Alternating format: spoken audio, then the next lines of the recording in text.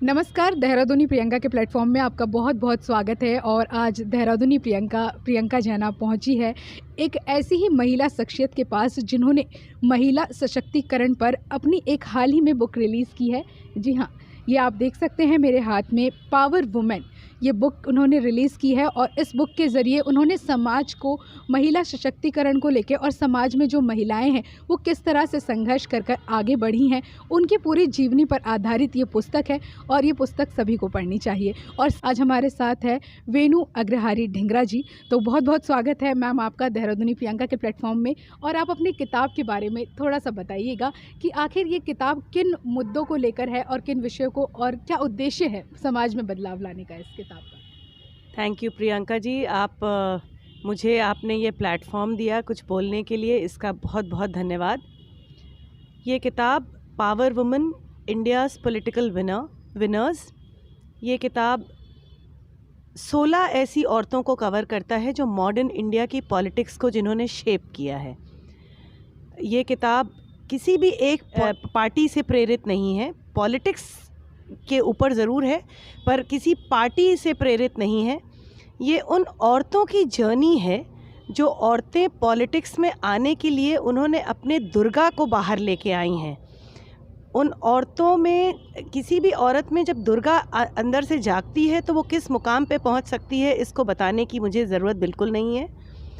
पर ये औरतें जैसे इंदिरा गांधी हैं, मायावती हैं, ममता बनर्जी, जयललिता, हमारे ताई सुमित्रा महाजन जी, सुषमा स्वराज जी और बहुत नाम हैं। उनको आप देखें, कुछ लोग पॉलिटिकल बैकग्राउंड की हैं, कुछ नहीं हैं। जो नहीं हैं उनको कितना फ़ाइट करके उस पोजीशन पे पहुंचना पड़ा, ये अंदर की उनकी दुर्गा ही थी जो उन्हें उस स्थान पर ले गई। एक पुरुष जब राजनीति में जाता है तो उसके लिए राजनीति एक ऐसा शब्द है जिसको थोड़ा गंदे से देखा जाता है कि करप्शन है, और खैर मैं उसमें नहीं जाऊंगी। लेकिन जब औरत जाती है तो उसको और ज़्यादा उसका, जैसे उसके चरित्र के ऊपर भी कई सवाल उठते हैं। पर ये औरतें अपनी फीमेल को जेंडर जिसको कहा जाए उसके लिए काम करने के लिए और समाज में बदलाव लाने के लिए उन्होंने अपने स्त्री होने का तो इसको मैं कहूँगी पहलू को नज़रअंदाज नहीं किया और उसको आगे बढ़ाया, पर वो उसको अपनी स्त्री होने के अंदर के चीज़ों से कितना लड़ के और जूझ के वो आगे बढ़ी हैं और देश की राष्ट्रपति की कुर्सी, देश की प्रधानमंत्री की कुर्सी, यूनियन मिनिस्टर्स, चीफ मिनिस्टर्स बनी हैं। ये एक बहुत बड़ी जिसको कहा जाए बहुत बड़ी एक तसल्ली की बात है सारी औरतों के लिए, और बहुत ही ये एक विमेन एम्पावरमेंट की बात है जिस पहलू के लिए ये किताब लिखी। मैंने ये किताब लिखी इसलिए क्योंकि मैं एक पॉलिटिकल फैमिली को बिलोंग करती थी। मेरे पिताजी 2 बार सांसद रह चुके हैं, तो मैंने बहुत क्लोजली औरतों को जूझते हुए देखा है कि जब वो राजनीति में आना चाहती हैं तो उनको डबल भी नहीं, ट्रिपल भी नहीं, आई थिंक 10 टाइम्स तो ज़्यादा स्ट्रगल करना पड़ता है किसी भी एक मुकाम को हासिल करने में। तो ये उन औरतों को समर्पित है जिनकी लिखी गई है, उनके ऊपर तो मैंने लिखा ही है, पर उन सभी औरतों के लिए समर्पित है जो राजनीति के क्षेत्र में कुछ करना चाहती हैं। वो ज़रूर, उनको बहुत मेहनत करनी पड़ती है, हम बता रहे हैं। कोई भी औरत को बहुत ही ज़्यादा किसी भी क्षेत्र में पहुंचने के लिए डबल ट्रिपल मेहनत करनी पड़ती है एक पुरुष की अपेक्षा। मुझे ये किताब लिखने के लिए, ये किताब मेरे पिताजी को डेडिकेटेड है। मैंने ये किताब इसीलिए लिखी क्योंकि शायद मैं उनकी बेटी थी, मैंने बहुत क्लोजली वॉच किया। इस किताब को मैं पहली बार लेके गई शशि थरूर जी के पास जब मैं लिख ही रही थी, और शशि थरूर जी ने तुरंत इस किताब के टॉपिक को पढ़ते ही बोला, बिकॉज़ ये अक्रॉस द पार्टी लाइंस है, किसी एक पार्टी को मैंने महत्व नहीं दिया है, मैंने औरत को महत्व दिया है कि वो कैसे राजनीति में अपना फुटहोल्ड बना पाई। तो शशि थरूर जी जो लिटरेरी जगत के बहुत बड़े नाम हैं, उन्होंने इस किताब को प्रेज़ दिया है, उनका बहुत तहे दिल से शुक्रिया। उन्होंने उनके प्रेज़ के बाद में जैसे ये किताब छप गई, उनके पास गई, वो बहुत ज़्यादा खुश हुए। उन्होंने ट्वीट किया इसके बारे में, उनके ट्विटर बहुत स्ट्रॉन्ग होते हैं, उसका बहुत धन्यवाद। गवर्नर साहब गुरमीत सिंह जी को इसका आशीर्वाद मिला। गवर्नर साहब तो बहुत ही ज़्यादा खुश हुए क्योंकि वो महिलाओं के लिए खुद बहुत काम करना चाहते हैं, पहाड़ की औरतों के ऊपर बहुत काम करना चाहते हैं। तो बहुत ज़्यादा आशीर्वाद मिला। मुझे खुद नहीं पता था कि ये किताब मुझे इस मुकाम पर इतनी जल्दी ले जाएगी। अभी 1 ही महीने हुए हैं और बहुत अच्छा रिस्पांस आ रहा है। अमेज़ॉन पे इसको मैंने लॉन्च किया है, किंडल पे इसको लॉन्च किया है और अब बहुत जल्दी ही आपके नज़दीकी बुक शॉप पर आपको मिलेगी। ये और आप सभी से मेरी निवेदन है कि आप इस किताब को पढ़ें। जैसा कि आपने ये किताब लिखी तो इसके पीछे प्रेरणा स्रोत आपके फादर रहे, लेकिन समाज में ऐसा कई तबका है जो कि बहुत ही दूरस्थ क्षेत्र से आता है। पहाड़ की महिलाएं हैं, ग्रामीण महिलाएं हैं, जिनको नहीं पता होता कि उनके अंदर क्या शक्ति है और वो क्या कुछ कर सकती हैं। तो उनके लिए आप क्या कहना चाहेंगी कि वो किस तरह से अपने अंदर की अंदरूनी शख्सियत को पहचानें और अपने अंदर की शक्ति को जगा सकें? उनके लिए क्या प्रयास किए जाने चाहिए? जैसा कि आपने कहा कि किस चीज़ पे हम नज़र डालें कि औरतें अपने आप को समझ, तो वो एक पहलू है जिसको हम कहते हैं शिक्षा।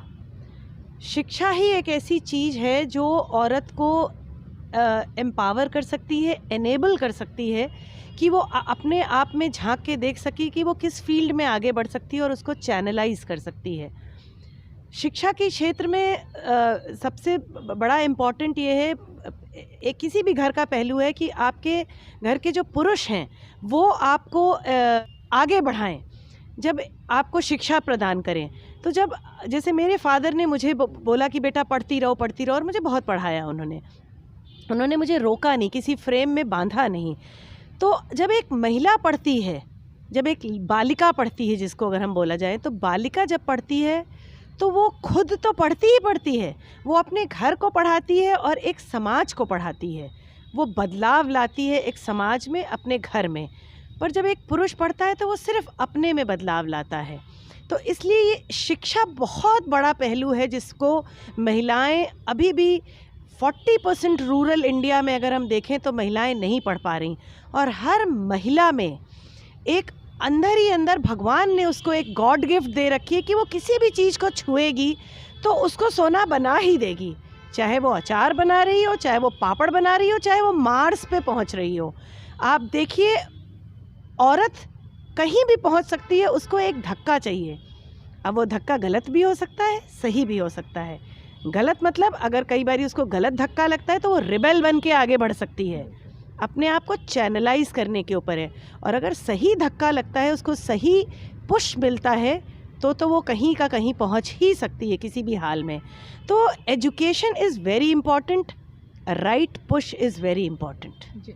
जैसा कि वेणु मैम ने कहा हमसे कि जो महिलाएं होती हैं, जैसा कि हम सभी को मालूम है कि महिलाएं समाज का आधा भाग है, और पुरुष अगर शिक्षित होता है यकीनन वो खुद शिक्षित होता है और स्वयं को ही शिक्षित कर सकता है। लेकिन महिला वो पार्ट होती है जो कि अपने परिवार को पूरे दिन भर देखती है और परिवार से लेकर समाज से भी इतना कनेक्ट रहती है कि वो अपने साथ साथ अपने बच्चों को पढ़ाती है, अपने आने वाली पीढ़ी को शिक्षित करती है और कई आसपास के लोगों को भी मोटिवेट करती है। तो अगर एक महिला शिक्षित होती है तो वो अपनी शिक्षा को एक वेपन की तरह काम करके और उसको हथियार बनाकर शिक्षा को वो एक समाज में एक बदलाव ला सकती है और एक अच्छा बदलाव ला सकती है। जैसा कि हम अपने आसपास एनवायरनमेंट में आज कई ऐसी महिलाएं देख रहे हैं, और सबसे बड़ी महिला सशक्तिकरण की मिसाल तो आज हमारे साथ ही बैठी हैं, जिन्होंने खुद पावर ऑफ वुमेन पे इतनी अच्छी पुस्तक लिखी है। और मुझे लगता है सभी को ये पुस्तक पढ़नी चाहिए, चाहे वो राजनीति से बिलोंग करते हैं या नहीं, चाहे वो महिला हो या पुरुष हो। जैसा कि मैम ने कहा कि महिला के साथ साथ एक पुरुष का भी महत्वपूर्ण योगदान होता है किसी भी समाज में बदलाव लाने के लिए, किसी भी महिला के जीवन में बदलाव लाने के लिए, क्योंकि अगर पुरुष समर्थन करता है तो भी महिला आगे बढ़ती है। वेणु जी के जो पिताजी हैं, अगर उन्होंने इन्हें शिक्षा के लिए इतना ज़्यादा मोटिवेट नहीं किया होता तो शायद इतनी अच्छी पुस्तक को लेकर आज वो समाज में हमारे सामने नहीं होती। तो इसलिए उनके पिताजी को भी बहुत नमन कि उन्होंने ऐसी बेटी को उन्होंने जन्म दिया जो आज कई बेटियों के लिए एक मिसाल बनकर उभरी हैं और जिन्होंने महिला सशक्तिकरण पे एक इतनी महत्वपूर्ण पुस्तक लिखी है। आप महिलाओं के लिए और समाज के लिए कुछ क्या संदेश देना चाहेंगी? समाज के लिए सिर्फ यही संदेश है कि पुरुष आगे आएं और अपने घर की महिलाओं को जिस चीज़ में वो आगे बढ़ना चाहती हैं एक सही चैनलाइज्ड वे में उनको आगे बढ़ने का मौका दें। और समाज में बदलाव में, चूँकि पर्यावरण से भी बहुत ज़्यादा मैं जुड़ी हुई हूँ, तो पर्यावरण के क्षेत्र में बिकॉज़ ये बहुत सही मौका है, इलेक्शंस भी पास हैं, इलेक्शन में मैं यही चाहती हूँ कि ऐसी सरकार आए जो पर्यावरण के लिए काम करे और महिलाओं के लिए काम करे। बहुत बहुत धन्यवाद। बहुत बहुत धन्यवाद वेणु ढिंगरा जी। अगर आपको वीडियो अच्छी लगती है तो आप ज़रूर लाइक करें और साथ ही आगे भी शेयर करें ताकि महिलाओं को मैसेज जा सके और समाज के हर तबके को मैसेज जाए ताकि वो महिलाओं को शिक्षित करने के लिए आगे काम करें। धन्यवाद।